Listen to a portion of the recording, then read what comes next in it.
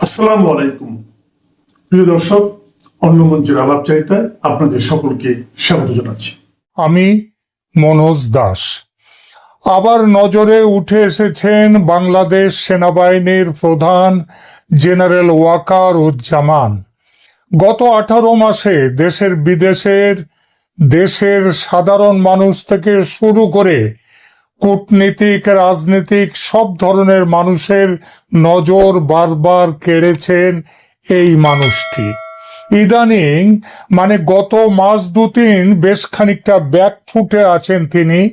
কথাবার্তা তার তেমন শোনা যাচ্ছে না, তবে খবর পাওয়া যাচ্ছে তিনি তার লাইন অফ অ্যাকশন পাল্টেছেন।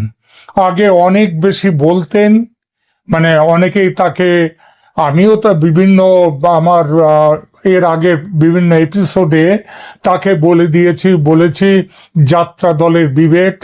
মাঝে মাঝে তিনি বিবেকের মতো গান গেয়ে যান, গান গাওয়ার পরে বিবেক যেমন আবার মঞ্চ থেকে বেরিয়ে গিয়ে ওই একটা জায়গায় গিয়ে বসে, গ্রিন রুমের এক সাইডে গিয়ে বসে বিড়ি খান কিংবা বিশ্রাম নেন, তিনিও তেমনই নেন, ঘুমিয়ে পড়েন। তো তিনি কথা বলতেন, এখন বলছেন না। এখন নাকি শোনা যাচ্ছে কথা বেশি বলছেন না, তবে নাকি কাজ করছেন ভেতরে ভেতরে। সেই করাটা কেমন তাই নিয়ে অনেকের আবার ভুরু কুঁচকে যাচ্ছে। ওয়াকারুজ্জামান মুখে যা বলেন, কাজে যে তার উল্টোটা করেন, এটা নতুন কথা নয়, সবাই জানেন। তবু ছোট্ট করে ইতিহাসটা একটু মনে করিয়ে দিই। 2024-এর 4 আগস্ট রাতে প্রধানমন্ত্রীকে যখন তিনি বলছেন ঢাকায় প্রবেশের সব পথ বন্ধ, আপনার চিন্তার কিছু নাই, তখন তিনি আবার সব ব্যারিকেড তুলে নিয়ে সেনাকে নির্দেশ দিয়ে ফেলেছেন যেন আন্দোলনকারীদের ঢাকা প্রবেশে বাধা দেয়া না হয়। পরদিন 5 আগস্ট সকালেও প্রধানমন্ত্রীকে তিনি বলছেন, চিন্তার কিছু নাই আপনার, ভবিষ্যতে একদিন ঠিক খুঁজে বার করা হবে। এই চিন্তার কিছু নাই কথাটির আড়ালে কোন প্ল্যান ছিল? বঙ্গবন্ধুর শেষ জীবিত 2 সন্তানকে হত্যা করার প্ল্যান ছিল কি না? সেটা যে হয়নি, করা যায়নি, তার কৃতিত্ব সেনাপ্রধান ওয়াকারুজ্জামানের নয়, তার কৃতিত্ব ভারতের রাজনৈতিক নেতৃত্ব ও ভারতের সেনাপ্রধান জেনারেল উপেন্দ্র দ্বিবেদীর। শেখ হাসিনাকে রেস্কিউ করার পুরো প্ল্যান ওয়াকারুজ্জামানকে জানিয়ে উপেন্দ্র দ্বিবেদী, ভারতের জেনারেল দ্বিবেদী হুঁশিয়ারি দিয়েছিলেন, এই প্ল্যান মাফিক কাজ না করলে, অর্থাৎ শেখ হাসিনাকে নির্বিঘ্নে নিরাপদে ভারতে না পাঠালে ভারতের ফৌজ রেডি, এক মুহূর্ত দেরি করবে না ঝাঁপিয়ে পড়তে। ওয়াকারুজ্জামান সেদিন অন্যতা করার সাহস পাননি। তবু কি চিজ দেখুন, প্রধানমন্ত্রী যখন হেলিকপ্টার ছেড়ে বায়ুসেনার বিমানে উঠছেন, তখনও ভাজা মাছটি উল্টে খেতে জানেন না, এমন মুখ চোখ করে ফোন করছেন প্রধানমন্ত্রীকে, আমার উপর বিশ্বাস রাখতে পারলেন না স্যার? আবার দেখুন, সেই 5 আগস্ট বিকালে সংবাদ সম্মেলনের কথাটা মনে করুন একবার। নিজেকে সর্বশক্তিমান আল্লাহর জায়গায় বসিয়ে নিয়েছেন, বসিয়ে ঘোষণা দিলেন, আপনাদের জানমালের দায়িত্ব আমি নিলাম। পরক্ষণে পাল্টি খেয়ে বললেন, জামাতের আমির সহ অন্যান্য দলকে নিয়ে রাষ্ট্রপতির সঙ্গে বৈঠকে বসার কথা, নতুন সরকার গড়ার কথা। নতুন সরকার যখন গঠিত হবে, তখন পাবলিকের জানমালের দায়িত্ব নিজের ঘাড়ে নেয়ার কথা কেন বলতে গেলে হে? মেনে নিলাম শেখ হাসিনা দেশ ছেড়েছেন, ষড়যন্ত্র সফল, সেই আনন্দ চেপে না রাখতে পেরেই বলে ফেলেছেন, তাই না? কিন্তু বলেছেন যখন, তখন তো কথা রাখার জন্য কাজ করা উচিত ছিল, তাই না? কিন্তু জেনারেল সাহেবের জন্মই তো কথা না রাখা, বড় বড় বুকনি মারা, অথচ কাজের বেলা লবডঙ্কা আর বিশ্বাসঘাতকতার লগ্নে জন্ম। তাই ম্যাজিস্ট্রেসি পাওয়ার নিয়ে মাঠে নেমেছে সেনাবাহিনী, কিন্তু মবের রাজত্বে দেশের সাধারণ মানুষের প্রাণ ওষ্ঠাগত। ওয়াকারুজ্জামানের মুখে কুলুপ। যদিও গোপালগঞ্জে ছাত্র নেতাদের বাঁচাতে সেনাবাহিনীর সেই তৎপরতা, গুলিবর্ষণ, নির্বিচারে মানুষ খুন করাতে তার জুড়ি কিন্তু নেই। কি ব্যবস্থা নেওয়া হয়েছে? কোনো ব্যবস্থাই নেওয়া হয়নি। ওয়াকারুজ্জামান খুব ভালো করেই বুঝে গেছিলেন যে পাবলিকের কাছে দেশপ্রেমিক বাহিনীর নাক কাটা যাচ্ছে মোহাম্মদ ইউনূসের শাসনকালের দৌলতে। তাই ইমেজ ধরে রাখতে কিছু বাতেলা দিতে হবে। সুতরাং শুরু হলো বাতেলা দেওয়ার পালা। ওই যে বললাম, যাত্রা দলের বিবেকের মতো, এটা ঠিক নয়, সেটা ঠিক নয়, আমাদের পরস্পরের প্রতি কাদা ছোড়াছুড়ি উচিত নয়, ইত্যাদি ইত্যাদি। তাতে কাদা ছোড়াছুড়ি যে বন্ধ হলো তা নয়। জেনারেল সাহেব ভেবে নিলেন বন্ধ হোক না হোক, বলাটা তার কাজ, সেটা তিনি করেছেন। আর কি করবেন? অতএব ঘুমাও, এবার ঘুমিয়ে পড়ো। পরে কয়েক মাস ধরে চললো তার এই ঘুমিয়ে থাকা। আর মাঝে মাঝে ঘুম ভেঙে যাওয়ার পর কিছু কিছু আলাপ। সেই সব আলাপকে প্রধান উপদেষ্টা, কি আলাপ আপনাদেরও তো মনে আছে, ডিসেম্বরের মধ্যেই ভোট করতে হবে, আওয়ামী লীগকে নির্বাচনে মানে একটা রিফাইন্ড আওয়ামী লীগকে নিয়ে আসার জন্য তার সব মিটিং টিটিং ইত্যাদি। মানে তিনি সেনাবাহিনীর প্রধান নন, রাজনৈতিক নেতা হয়ে গেছেন। তো তার সেই সব আলাপকে প্রধান উপদেষ্টা মোহাম্মদ ইউনূস, ও হ্যাঁ, আরো একটা বড় আলাপ ছিল তার, চট্টগ্রামকে তুলে দেওয়া যাবে না আমেরিকার হাতে, তারপরে বন্দর দেয়া যাবে না, ওই যে হিউম্যান করিডর দেয়া যাবে না, এইসব কিন্তু সবই দেয়া হয়ে গেছে। তারপরেও তিনি স্পিকটি নট, একেবারে চুপ।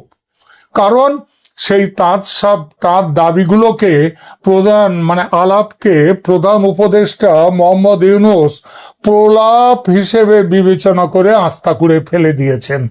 জেনারেল ওয়াকার কি গর্জে উঠেছেন? একদমই নয়। তিনি কোনো প্রাণঘাতী মিসাইল বা রকেট যে নন, তিনি যে বাচ্চার হাতের সস্তা খেলনা হাওয়াই রকেট, সেটা তিনি প্রমাণ করে দিয়েছেন। আগুন দিলে ফুস করে জ্বলে ওঠে, একটু হুস করে খানিক ওপরে ওঠে, তারপর ধুস করে আবার নিভে যায়। গত ৩-৪ মাসে ওয়াকারুজ্জামানের বারুদ খতম। এখন ইউনূসের পদসেবা ছাড়া গতি নেই। এই পদসেবা এতটাই নির্লজ্জ যে তিতিবিরক্ত ভারত পর্যন্ত ওয়াকারের সঙ্গে সম্পর্ক কেটে দিয়েছিল। পররাষ্ট্রমন্ত্রী জয়শঙ্কর ঢাকায় বেগম জিয়ার জানাজায় গিয়ে দেখা পর্যন্ত করেননি ওয়াকারের সঙ্গে। ওয়াকার সাহেব নিকম্মা বটে, ভীতু গোছের মানুষ বটে, তবে নিজের ভালো বোঝেন খুব ভালো। তাই জামাতের ছাত্র শিবিরের ব্যাকগ্রাউন্ড থাকা সত্ত্বেও বাল্যবন্ধু জয়কে ধরে তার বাড়িতে হত্যে দিয়ে পড়ে শেখ হাসিনার বিশ্বাস অর্জন করতে পেরেছিলেন এবং বেশ কয়েকজনকে টপকে সেনাপ্রধান হতে পেরেছিলেন। বাংলাদেশের গোয়েন্দারা কিন্তু শেখ হাসিনাকে নিষেধ করেছিল যে একে যেন দেবেন না। ভারতের গোয়েন্দারাও শেখ হাসিনাকে বলেছিল, কিন্তু শেখ হাসিনা একে আত্মীয়, তার উপরে ছেলের বন্ধু, তারপর ওই যে যাকে বললাম না তেল দেয়া, সেই ব্যাপারেও সেনাপ্রধান ওয়াকারুজ্জামান খুব জবরদস্ত। ফলে তিনি সেনাপ্রধান হয়ে গেলেন। তারপর কি হলো? 2 মাসের মধ্যে প্রধানমন্ত্রীর পতন ঘটিয়ে বিশ্বাসের প্রতিদান দিলেন। এর একটাই অর্থ, তা হলো নিজের ভালোটা ভালো বোঝেন জেনারেল। আর এর নবতম নিদর্শন হলো যে রাজনীতির ঘরের লোক তিনি সেই ছেলেবেলা থেকে গত 18 মাস যে রাজনীতির সঙ্গে আঠার মতো জড়িয়েছিলেন তিনি, সেই রাজনীতির বিরুদ্ধে নাকি হঠাৎ চলে গেছেন। এই নিয়ে জোর খবর বাংলাদেশে। খবর দুটো খবরের কথা অন্তত বলি। দুটো ব্যাপারে এর নাকি স্পষ্ট ইঙ্গিত পাওয়া যাচ্ছে। এক, জামাতের প্ল্যান অনুযায়ী যে রদবদল হতে যাচ্ছিল সেনাবাহিনীতে, সেই প্রক্রিয়ায় ব্রেক কষে দিয়েছেন ওয়াকারুজ্জামান। গত 18 মাসে এই একটা মাত্র গুরুত্বপূর্ণ কাজ করলেন জেনারেল জামান। একটু পরিষ্কার করে বলা যাক বিষয়টা। বাংলাদেশ সেনাবাহিনীর উচ্চ পর্যায়ে একটা গুরুত্বপূর্ণ রদবদল হওয়ার কথা ছিল জানুয়ারি 2026-এর এই শেষে। এখনো চলছে সময়টা, কিন্তু আপাতত আটকে গেছে। সেনাপ্রধান জেনারেল ওয়াকারুজ্জামান এটি আটকে দিয়েছেন, এই রদবদল। এই ঘটনাটি সাধারণ নির্বাচনী বিবেচনার চেয়ে অনেক গভীর রাজনৈতিক সংঘাতের ইঙ্গিত দেয়। সবচেয়ে গুরুত্বপূর্ণ পদ হলো চিফ অব জেনারেল স্টাফ, যা সেনাবাহিনীর অপারেশনাল নেতৃত্ব পরিচালনা করে। লেফটেন্যান্ট জেনারেল মিজানুর রহমান শামীম এই পদে অবস্থান করছিলেন এবং জানুয়ারি 21, 2026-এ অবসর গ্রহণের জন্য প্রস্তুতিমূলক ছুটিতে চলে গেছেন তিনি। তার স্থল অভিষিক্ত হতে নির্ধারিত ছিলেন lieutenant general SM. Kamrul Hasan, যিনি সশস্ত্র বাহিনী বিভাগের প্রিন্সিপাল স্টাফ অফিসার এই পদে আছেন। সিজিএস পদটি ওই যে জেনারেল শামীম যে পদে আছেন, মানে তিনি রিটায়ার করার মুখে, তো তিনি তো ছুটিতে গেছেন বললাম, এবং তার জায়গায় যিনি সশস্ত্র বাহিনী বিভাগের প্রিন্সিপাল স্টাফ অফিসার পিএসও, এই পিএসও হচ্ছেন এস.এম. কামরুল হাসান। তিনি এই সিজিএস পদে আসার কথা ছিল। সিজিএস পদটি সেনাবাহিনীর বাজেট, সামরিক কৌশল এবং অপারেশনাল পরিকল্পনার মূল নিয়ন্ত্রক। এই পদটি সেনাবাহিনীর সর্বোচ্চ সিদ্ধান্ত গ্রহণ প্রক্রিয়ায় অন্যতম কেন্দ্রীয় ভূমিকা পালন করে। এখন এরপরে হচ্ছে প্রিন্সিপাল স্টাফ অফিসার, সশস্ত্র বাহিনী বিভাগ। এই পিএসওর পদটি বিশেষভাবে গুরুত্বপূর্ণ, কারণ এটি সরাসরি প্রধান উপদেষ্টা মোহাম্মদ ইউনূসের অফিসের অধীনে কাজ করে এবং সামরিক বেসামরিক সম্পর্কের সেতু বন্ধন করে। Lieutenant general SM. Kamrul Hasan যখন সিজিএসে পদোন্নত হতেন, তখন এই পদে আসার প্রস্তাব ছিল লেফটেন্যান্ট জেনারেল মোহাম্মদ ফয়জুর রহমানের, যিনি চতুর্থ পদমর্যাদার সামরিক অফিসার হিসেবে কোয়ার্টার মাস্টার জেনারেলের দায়িত্ব পালন করছেন। কোয়ার্টার মাস্টার জেনারেল বা কিউএমজি লজিস্টিক্স এবং সরবরাহ চেন পরিচালনার দায়িত্বে এই পদটি লেফটেন্যান্ট জেনারেল ফয়জুর রহমানের থেকে এটা লেফটেন্যান্ট জেনারেল মইনুর রহমানের কাছে হস্তান্তরিত হওয়ার প্রস্তাব ছিল। লেফটেন্যান্ট জেনারেল মইনুর রহমান তখন সেনা প্রশিক্ষণ ও মতবাদ কমান্ড, যেটা 8 ডক, তার জেনারেল অফিসার কমান্ডারের দায়িত্বে। জাতীয় প্রতিরক্ষা কলেজ এছাড়া এনডিসি, তার যে commandant lieutenant general Mohammad Zainul হক, যিনি সেনা প্রধানের পরে সব থেকে বয়োজ্যেষ্ঠ বা সিনিয়র মোস্ট অফিসার, তিনি এনডিসির কমান্ড্যান্ট পদে ছিলেন। তিনি জানুয়ারি 2027 পর্যন্ত পদে থাকার নির্ধারিত সেবাকাল পূর্ণ করার আগেই অবসরে তাকে পাঠাবার চেষ্টা চলছিল। এছাড়া পদাতিক বিভাগের জেনারেল অফিসার কমান্ডারদের প্রস্তাবিত রদবদলে অন্তত 4টি পদাতিক বিভাগের কমান্ডারদের স্থানান্তর বা ট্রান্সফার জড়িত ছিল। যেমন 9ম পদাতিক বিভাগ সাভার, যেটা সব থেকে গুরুত্বপূর্ণ পদাতিক বিভাগ, মেজর জেনারেল সারোয়ার ফরিদ এই পদে তার আসার কথা ছিল। ফরিদ আগে ছিলেন জাতীয় নিরাপত্তা গোয়েন্দা বিভাগের পরিচালক জেনারেল। এছাড়া 11 পদাতিক বিভাগের বগুড়ার মেজর জেনারেল নাজিম উদ্দিন দাওলার জন্য একটা নিয়োগ ছিল এবং বগুড়া এলাকার কমান্ডার হিসেবে তারও পদোন্নতি প্রস্তাবিত ছিল। এছাড়া 24তম পদাতিক বিভাগ, সেখানে মেজর জেনারেল মোহাম্মদ আসাদুল্লাহ মিনহাজুল আলমকে লেফটেন্যান্ট জেনারেল পর্যায়ে পদোন্নত করার প্রস্তাব ছিল। এই সমস্ত রদবদল পাকিস্তানের আইএসআই ও জামাতের পরিকল্পনা অনুযায়ী তৈরি ছিল লিস্ট। কিন্তু একেবারে শেষ মুহূর্তে এসে আটকে গেল। রদবদল স্থগিত যে হয়ে গেল, এর কারণটা কি, প্রেক্ষাপটটা কি? গুরুত্বপূর্ণ বিষয় হলো যে এই রদবদলটি সাধারণ নির্বাচনী বিবেচনায় স্থগিত হয়নি, বরং সেনাপ্রধান যদিও সেই কথাটাই বলছেন যে নির্বাচনের আগে এই ধরনের এটা করা উচিত নয়, কারণ তাতে অন্যরকম বার্তা যায়, সুতরাং এটা বন্ধ রাখা হোক, এতে তিনি এটা আটকে দিয়েছেন।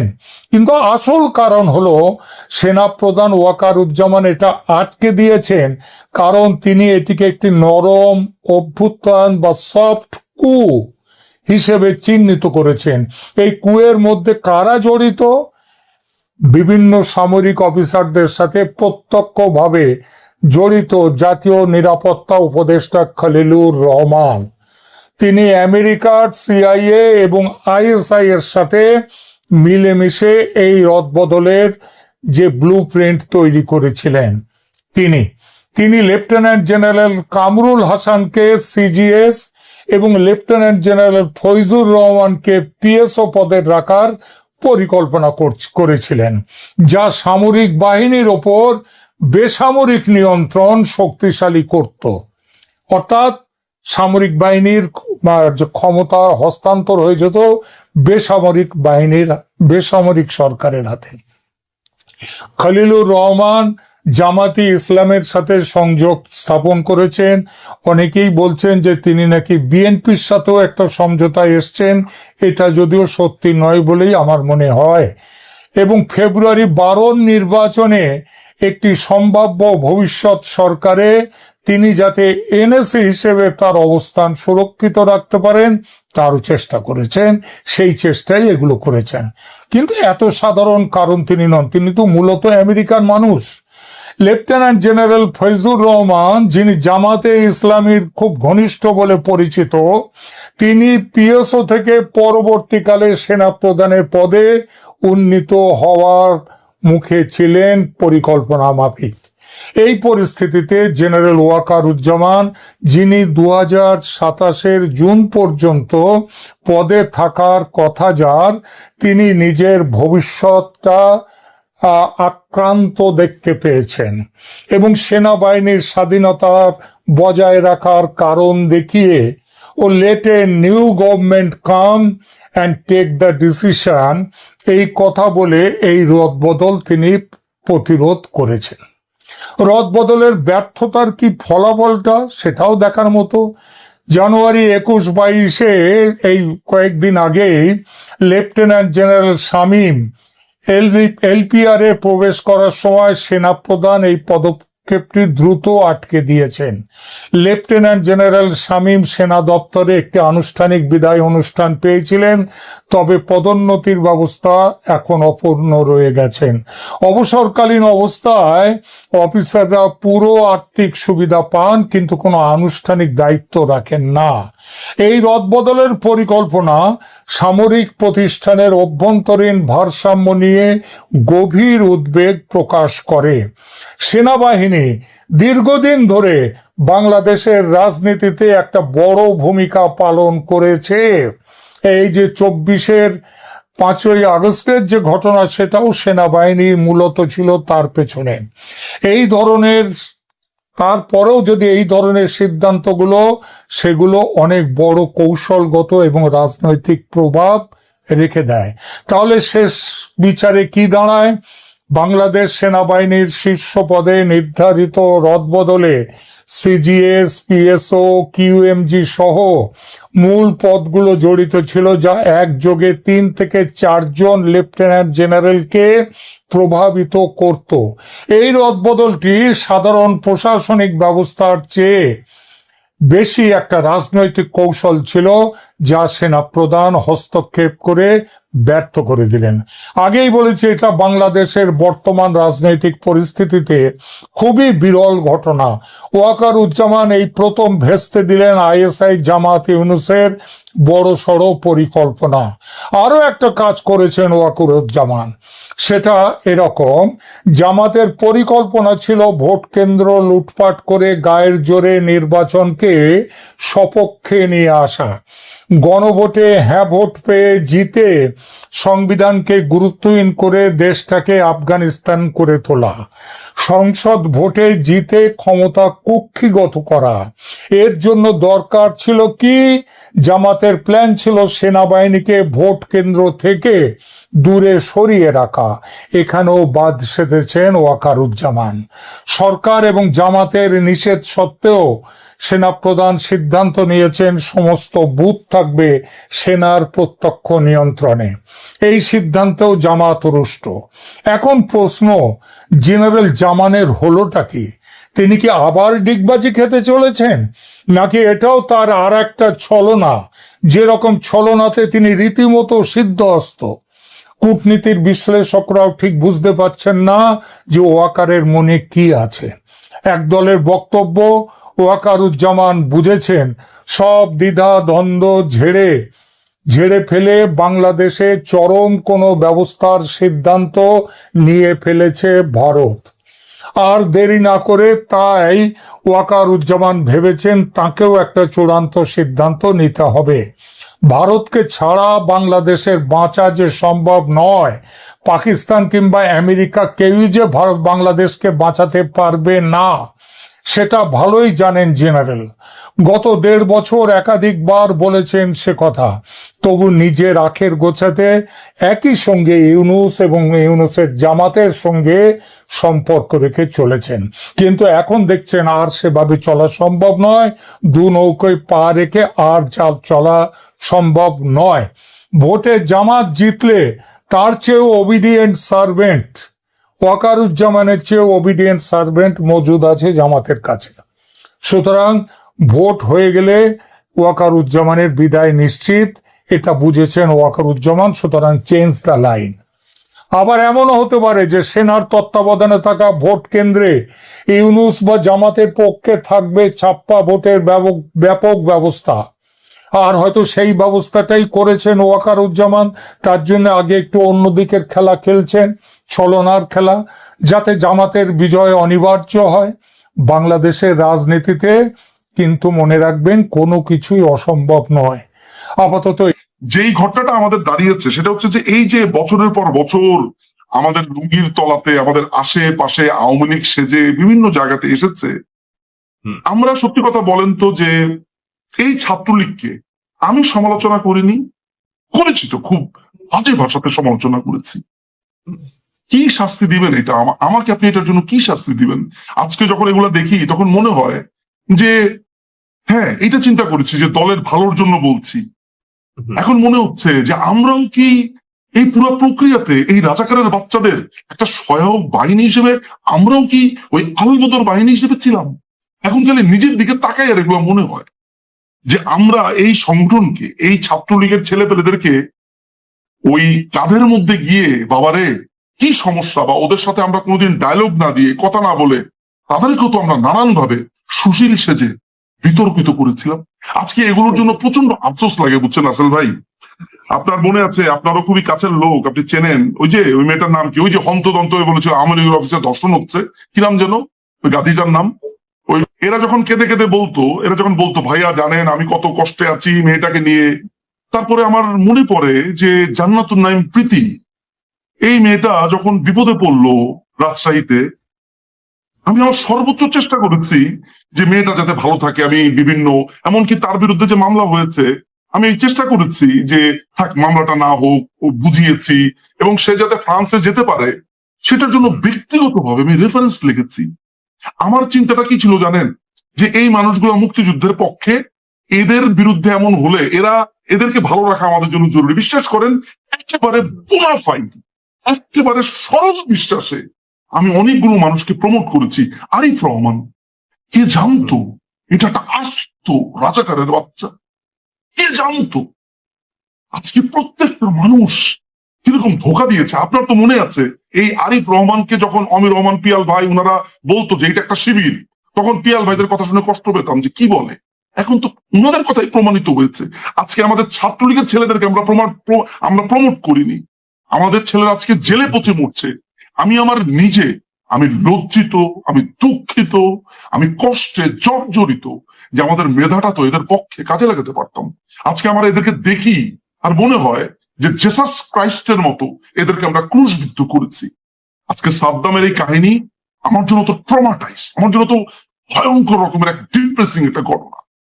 আমি জানি না এটা থেকে কিভাবে উত্তরণ হব আমাদের, আই ডোন্ট নো। আমি কোনোদিন ছাত্রলীগের রাজনীতি করিনি, বাংলাদেশ আওয়ামী লীগের কোনো অঙ্গ সংগঠনে আমার কোনো পদ পদবি নাই। কিন্তু যেহেতু আমার বাবা বাংলাদেশ আওয়ামী লীগের একজন সদস্য, পারিবারিক ভাবে বড় হয়েছি আওয়ামী লীগের পরিবেশে, আওয়ামী লীগের একটা পরিবারে বড় হয়েছি, ফলে এই দলটা ছিল আমাদের অনেকটা নিঃশ্বাসের মতো একটা জায়গা। আমাদের গোষ্ঠী সবাই জানে যে উকিল সাহেব হচ্ছে অন্ধ আওয়ামী লীগার। আমরা বড় হয়েছি আসলে এই পরিবেশেই।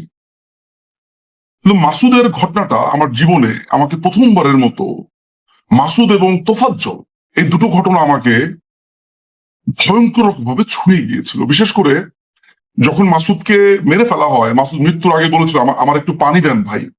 পানির বদলে তার সামনে মাইক্রোফোন ধরা হয়েছিল কি হয়েছে এটা জানার জন্য। সালাউদ্দিন আম্মার যখন খুব গর্ব করে এগুলো বলছিল, এবং আজকেও যখন সালাউদ্দিন আম্মার নিজে শিক্ষকদের পদত্যাগপত্র নিজে লিখে এনে সে স্বাক্ষর করায়, আমি খালি তাকিয়ে তাকিয়ে বাংলাদেশকে দেখেছি। তোফাজ্জলকে বলেছিল, তোফাজ্জল খাওয়া কেমন লাগে? আরে পাগল ছেলেটা, বুঝতেই পারেনি তাকে একটু পরে মেরে ফেলা হবে। আমি খুব বেশি কিছু আপনাকে বলবো না, যা করার করে দেখাবো। আমি আজকে আপনার এই লাইভেও আমি কিচ্ছু বলতে আসবো না, শুধু আমি আপনাকে শামসুর রহমানের একটা কবিতা আবৃত্তি করে আমি আমার বক্তব্য শেষ করব। যারা বোঝার তারা বুঝবেন, যারা না বোঝার তারা বোঝার চেষ্টা করবেন। আমাদের বুকের ভেতর যারা ভয়ানক কৃষ্ণ পক্ষ দিয়েছিল সেটে, মগজের কোষে কোষে যারা পুঁতেছিল আমাদেরই আপন জনের লাশ, দগ্ধ রক্তাপ্লুত যারা গণহত্যা করেছে শহরে, গ্রামে, টিলায়, নদীতে, খেতে ও খামারে, আমি অভিশাপ দিচ্ছি নেকড়ের চেয়েও অধিক পশু সেই সব পশুদের। ফায়ারিং স্কোয়াডে ওদের সারিবদ্ধ দাঁড় করিয়ে নিমেষে ঝাঁ ঝাঁ বুলেটের বৃষ্টি ঝরালেই সব চুকে বুকে যাবে, আমি তা মানি না।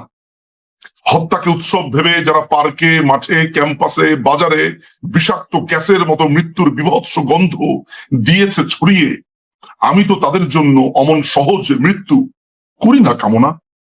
আমাকে করেছে বাধ্য যারা আমার জনক জননীর রক্তে পা ডুবিয়ে দ্রুত সিঁড়ি ভেঙে যেতে, ভাসতে নদীতে আর বন বাদারে শয্যা পেতে নিতে। অভিশাপ দিচ্ছি আমি সেই সব দজ্জালদের, অভিশাপ দিচ্ছি ওরা চিরদিন বিদীর্ণ গলায় নিয়ত ব্যারাক বয়ে গলিত নছর মৃতদেহ। অভিশাপ দিচ্ছি প্রত্যহ দিনের শেষে ওরা হাঁটু মুড়ে এক টুকরো শুকনো রুটি চাইবে ব্যাকুল, কিন্তু রুটি প্রসারিত থাবা থেকে রইবে 10 হাত দূরে সর্বদাই। অভিশাপ দিচ্ছি ওদের তৃষ্ণায় পানপাত্র প্রতিবার কানায় কানায় রক্তে উঠবে ভরে, যে রক্ত বাংলায় বইয়ে দিয়েছে ওরা হিংস্র জোয়ারের মতো। অভিশাপ দিচ্ছি আকণ্ঠ বিষ্ঠায় ডুবে ওরা অধীর চাইবে ত্রাণ, অথচ তাদের দিকে কেউ দেবে না কখনো চলে এক খণ্ড দড়ি। আমি শামসুর রহমানের মতো অভিশাপ দিব না। আমার বুকের ভেতর দগদগে আগুন, আমার বুকের ভেতর দাউ দাউ করে জ্বলছে এক আশ্চর্য আগুন। একদিন এই আগুন কোথায়, কাকে, কতটা, ঠিক কোন পর্যন্ত পোড়াবে আমি জানি না। আজকে লক্ষ লক্ষ ছাত্রলীগের শরীর পুড়ছে, মন পুড়ছে। আমি আজকে শেষ কথাটা বলার জন্য এতটুকু শুধু অনুরোধ করব যে ছাত্রলীগের যেই ছেলেটি আজকে থেকে 50 বছর আগে, আজকে যিনি প্রৌঢ়, আজকে যার বয়স অনেক বেশি কিন্তু একদিন ছাত্রলীগ করতেন, কিংবা যিনি আজকে একদম নবীন ছাত্রলীগ, যিনি পণ করেছেন যে না এই রাজনীতিটা থাকবেন না, কিংবা যিনি পণ করেছেন যে এর শেষ দেখে ছাড়বেন, আমি প্রত্যেকটি ছাত্রলীগের কর্মীকে আজকে নিজ নিজ অবস্থানে দাঁড়িয়ে শপথ করতে বলি এবং বলি, সিম্পলি প্রতিশোধের শপথ নিন এবং একত্রিত হন এবং ভাবুন এদেরকে এই বাংলার মাটি থেকে কিভাবে চিরতরে উপড়ে ফেলা যায়। কোনো অভিমান না, কোনো বিষণ্ণতা না, কিচ্ছু না, সিম্পলি ক্রোধ এবং প্রতিশোধের আগুন যারা প্রত্যেকের গায়ে চলে। আজকে যদি কোনো সন্তান মনে করে যে রাজনীতিতে ছেড়ে দেবে, বা 1 মাস আগে, 2 মাস আগে, 1 বছর আগে সিদ্ধান্ত নিয়েছে, ফিরে আসুন। এই প্রতিশোধ নেওয়ার পর